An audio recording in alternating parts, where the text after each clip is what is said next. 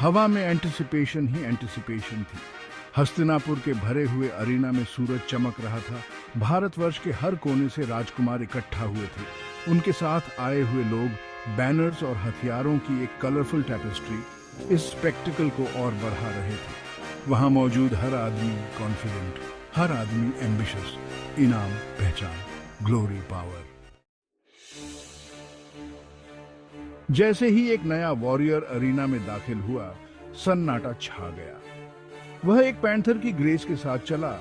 उसका bearing proud था। बो के साथ उसकी स्किल लाजवाब थी। एक के बाद एक एरो निशाने पर लगे। भीड़ में विस्पर्स फैल गए। यह आदमी कौन था? उन्होंने उसके बारे में पहले क्यों नहीं सुना था? लेकिन इससे पहले कि उसका नाम अनाउंस किया जाता, स्नीयर्स ने विस्पर्स की जगह ले ली। वह रॉयल ब्लड का नहीं था। वह तो बस एक चैरियटियर का बेटा था। उसकी स्किल का कोई मतलब नहीं था। दुर्योधन, सबसे बड़ा कौरव राजकुमार, यह सब देख रहा था। साफ नाइंसाफी देखकर उसकी आंखें सिकुड़ गईं। उसने लिनिएज नहीं बल्कि मेरिट देखा। वह उठा, इंपोजिंग स्ट्रेंथ की एक फिगर। गास्प्स और विस्पर्स को इग्नोर करते हुए वह अरीना में उतरा। वह अलग किए गए वॉरियर के पास पहुंचा और एक ऐसे जेस्चर में जिसने सभा को चौंका दिया, उसने अपना क्राउन उस आदमी के सिर पर रख दिया। मैं दुर्योधन, उसकी आवाज गूंजी, तुम्हें कर्ण अंग देश का राजा घोषित करता हूं।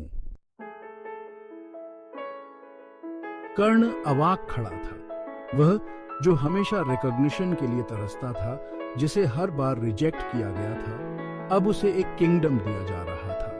लेकिन उसे क्राउन नहीं बल्कि जेस्चर ने इमोशनली किया। उसने दुर्योधन को देखा, सर्विट्यूड से नहीं बल्कि ग्रैटिट्यूड से।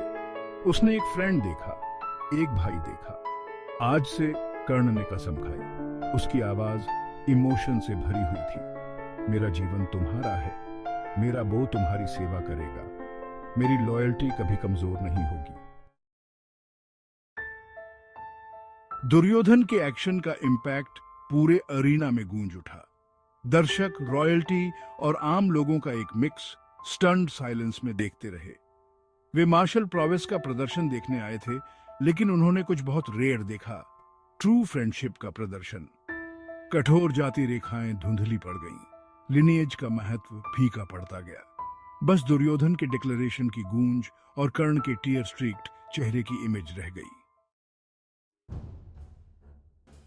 नाटक का अंत कर्ण और दुर्योधन के साथ होता है, जो साइड बाय साइड खड़े हैं। उनका बॉन्ड अटूट है। क्राउन उनकी फ्रेंडशिप का सिंबल ढलते सूरज के नीचे चमकता है। मैसेज साफ है। ट्रू फ्रेंडशिप सामाजिक मानदंडों से परे है, जो प्रेजुडिस को चुनौती देती है और एक व्यक्ति की इनहेरेंट वर्थ का जश्न मनाती है। उनकी कहानी पीढ़ी दर पीढ़ी चली आ रही है। लॉयल्टी के पावर, ऑनर के वेट और एडवर्सिटी के सामने बने बॉन्ड की एंड्यूरिंग स्ट्रेंथ की एक टाइमलेस रिमाइंडर के रूप में काम करती है। दर्शक नाटक छोड़ते हैं और फ्रेंडशिप के ट्रू मीनिंग और इसके नाम पर की गई कुर्बानियों पर विचार करते हैं।